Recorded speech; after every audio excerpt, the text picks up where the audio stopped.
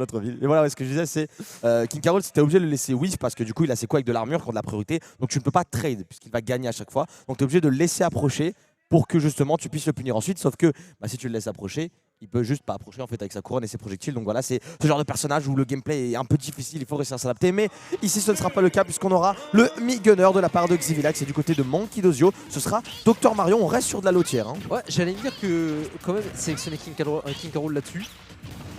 Un petit peu difficile, mais bon, Monkey Dozio qui va aller chercher ce Dr Mario.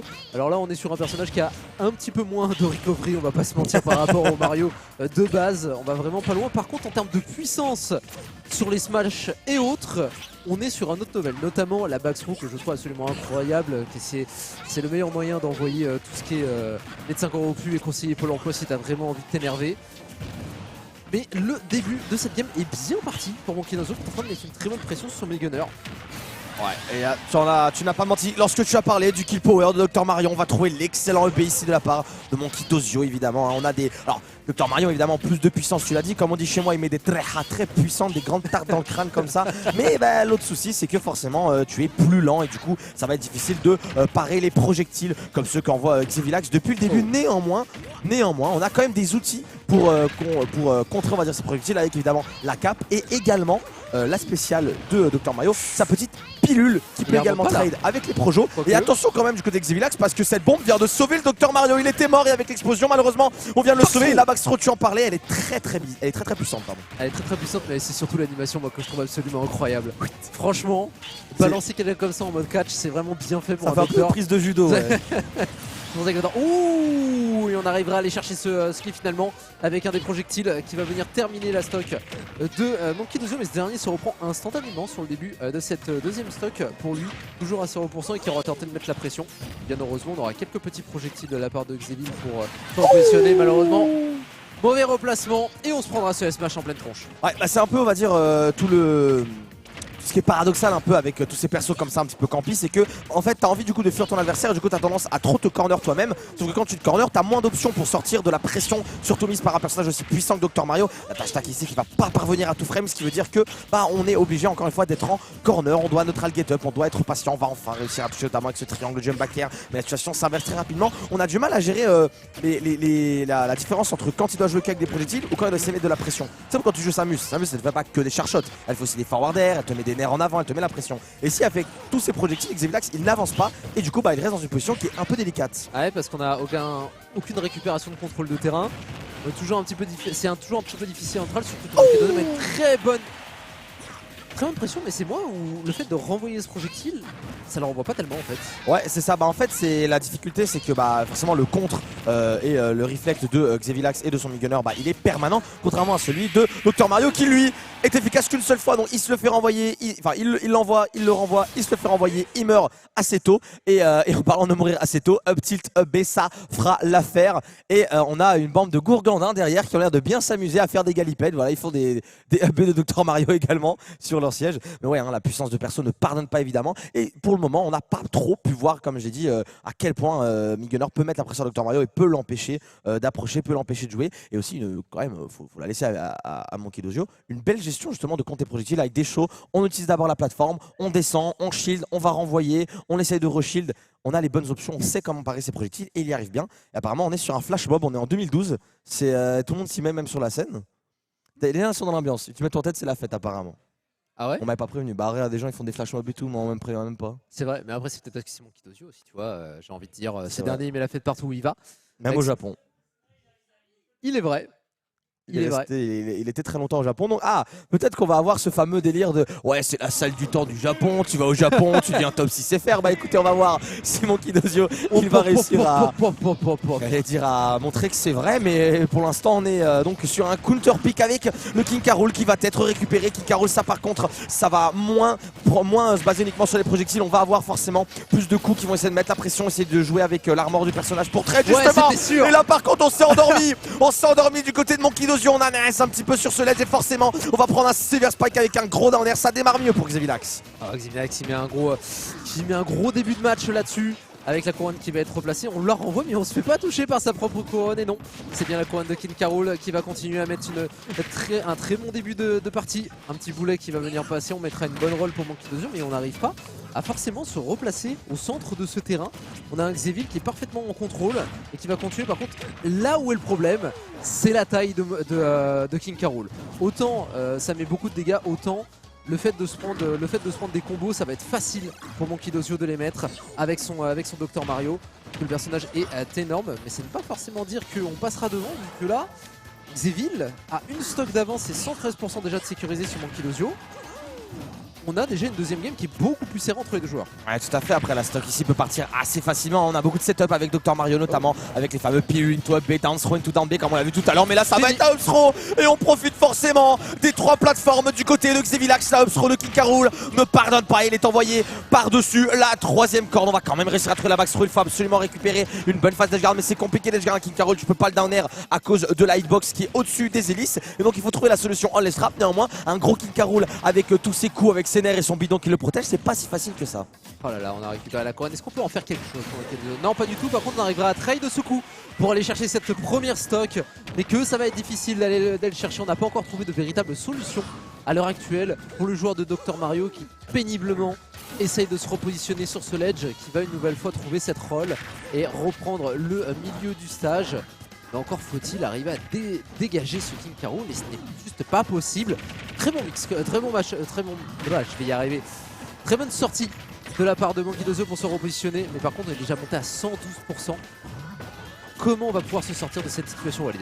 C'est un petit peu compliqué parce qu'on se fait avoir un petit peu par tous les coups un petit peu spéciaux justement de King K. Rool. On prend la lightbox au-dessus des hélices, on prend le retour de la couronne, on se fait également avoir par des petits nerfs un petit peu cachés, ce qui fait que du coup les moments où il a l'avantage positionnel, parfois il le perd sur une interaction un peu nulle, un retour de couronne qu'on oublie, comme j'ai dit, les hélices qu'on oublie de shield ou qu'on n'arrive pas à parer, et du coup forcément ça ruine un peu tous les efforts qui sont faits lors des phases de neutral. Néanmoins ici on a été envoyé en stage, ça par contre ce n'est pas permis. Le F smash dans le shield et on se donne à ce King K. Rool.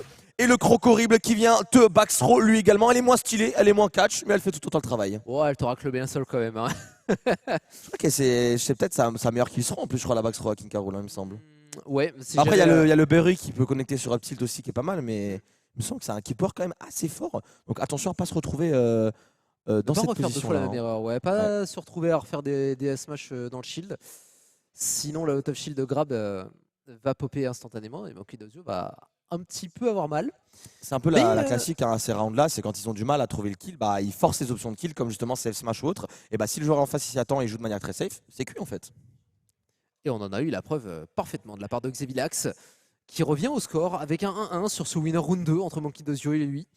On rappelle que c'est du full BO5, donc les matchs peuvent aller jusqu'en game 5. Donc évidemment, chaque match va être important. Il va falloir réussir à trouver son adaptation, réfléchir à un counter pick. En tout cas, du côté de Xevilax, on reste sur le King K. Rool qui a été quand même bien plus, on va dire, efficace, tout du moins. On avait en tout cas un game plan qui marchait beaucoup mieux que juste spammer les projectiles avec son mid-gunner. Et du côté de Monkey on fait confiance évidemment à Dr Mario. Et là, on voit directement l'adaptation. J'en parlais ici. On va être beaucoup moins agressif du côté de Monkey et jouer à base de pilules. La pilule qui est un outil très très fort parce que ça maintient l'adversaire à distance. Ça peut également mettre de la pression et du coup l'obliger à shield, ce qui peut derrière aller trouver les combos grab avec Dr Mario. Et évidemment, on l'a dit, à partir d'un certain pourcent, tu as des combos à base de pilules into a B qui peuvent tuer très très tôt. Et puis Walid, on est surtout sur un terrain qui est aussi très grand. Donc, donc utiliser la pilule et garder son adversaire à distance, c'est beaucoup plus facile sur cette map là. Par contre, on va se faire rattraper par cette aspiration et on a beaucoup de mal à trade avec ça. Excellent Donner, on l'a bien réceptionné, on n'a pas attendu que ça puisse reprendre le ledge et on va reprendre une nouvelle fois celui. Et là il a du temps. Il a du temps, Xevilax. Il n'a pas besoin de se mettre en danger. Même ce FT qui va le repousser très loin. On va même pas réussir à retrouver la pression. Si c'est bon, l'edge est récupéré pour Monkey qui va peut-être pouvoir trouver quelque chose. Un B pas suffisant. Le kill power certes est fort, mais pas pour un King K. Rool. On est assez lourd pour le personnage. Et une nouvelle fois, quelques petites boules balancées pour garder son adversaire à mi-distance. Et ça trouve bien, par contre, très bon. Très bon pari, mais qui ne sera pas suffisant avec ce FB.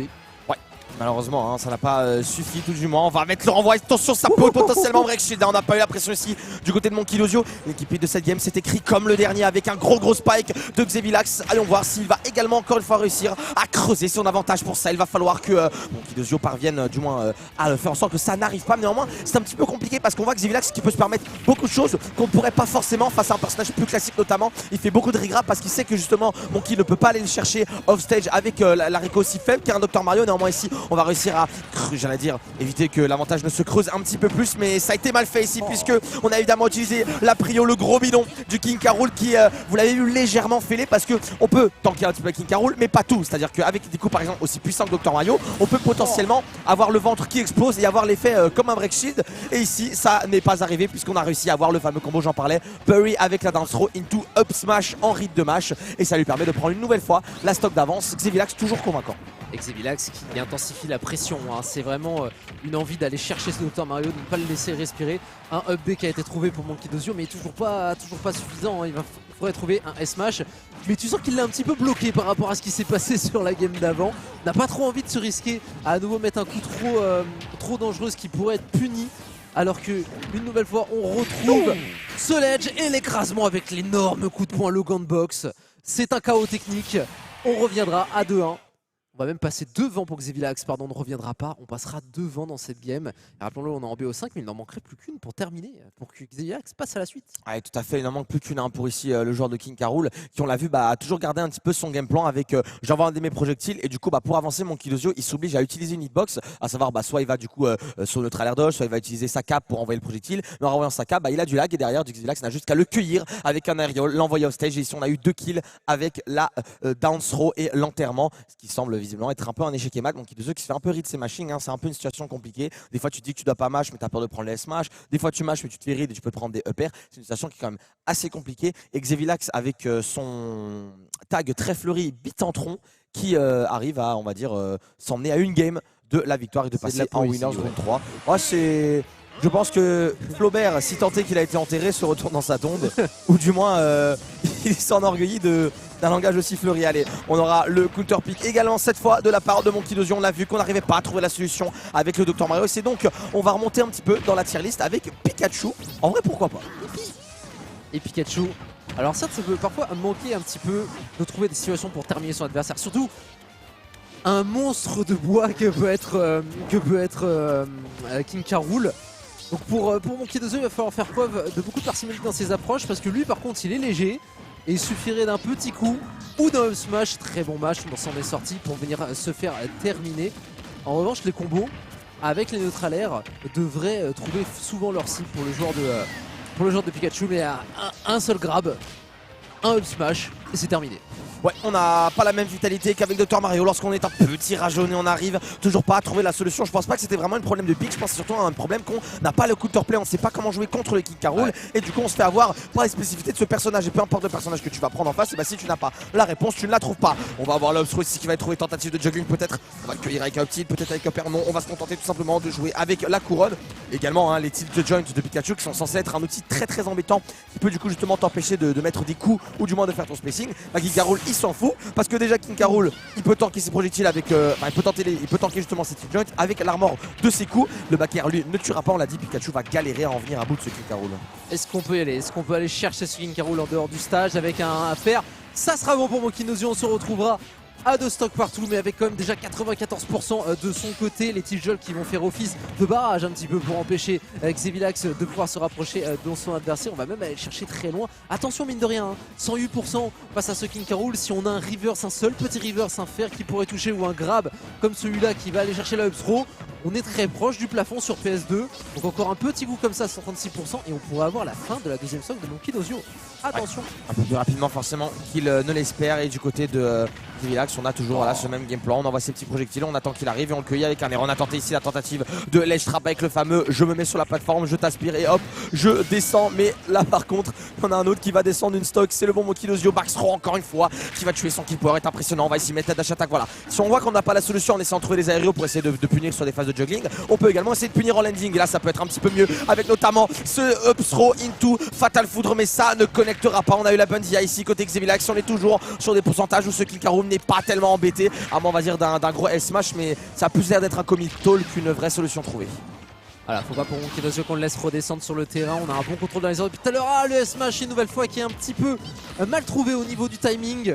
avec toujours Xévil qui va trouver sa couronne, trouver son neutral B, et ça l'embête. Monkey D. Ozio ne peut pas réellement se rapprocher, il est en train de patienter. C'est bon, avec ce nerf, ce grab, on va bien entendu mettre la F-throw pour aller le mettre off stage. Est-ce qu'on pourra aller plus loin pour le joueur de Pikachu qui ne va toujours pas trouver son S-Smash, alors qu'on monte toujours en termes de pourcentage et en termes de rage aussi pour Xévil, parce que pour ceux qui ne le savent pas, les persos avec de la rage font plus mal, mais au moins on reviendra à une stock partout, bien heureusement pour Monkey D. Ozio. La boule, on esquive la boule, mais ça on n'esquivera pas la double tréha, la double tarte pour te réveiller. C'est le singe dans les Simpsons, il appuie sur ton crâne avec ses deux cymbales et ça commence à être compliqué pour Monkey D. Ozio qui, j'ai l'impression, commence à avoir le bout de sa game. Il ne faut pas shield derrière qui caroule, c'est le grab instantané là. Le up tilt après la dance row qui commence à faire l'affaire. On va revenir tranquillement du côté de Monkey D. Ozio, mais est-ce qu'on peut réussir à survivre à cette phase de scrap? C'est très compliqué, on essaie de l'aspirer, mais le backer va peut-être lui en sortir. On peut peut-être avoir un combo sur une dance row, peut-être un fatal foot, mais ce sera bien timé, bien patienté par Xevilax qui parvient à survivre. Et la victoire, on va dire, ne tient qu'à un fil ou du moins une backthrow, un up tilt ou peu importe. Un petit coup de jus. Et comme ici, ça sera pas un coup de jus, mais ça sera double pied-bouche dans la souris jaune de Pokémon qui ne gagnera pas cette fois-ci. Le top tier privilège n'aura pas lieu. Et on reviendra à 3-1 avec un petit signe de victoire de la part de notre joueur de King K. Rool qui passera devant 3-1 contre Monkey D. Ozio. Impressionnant. Bien content que ce soit le King K. Rool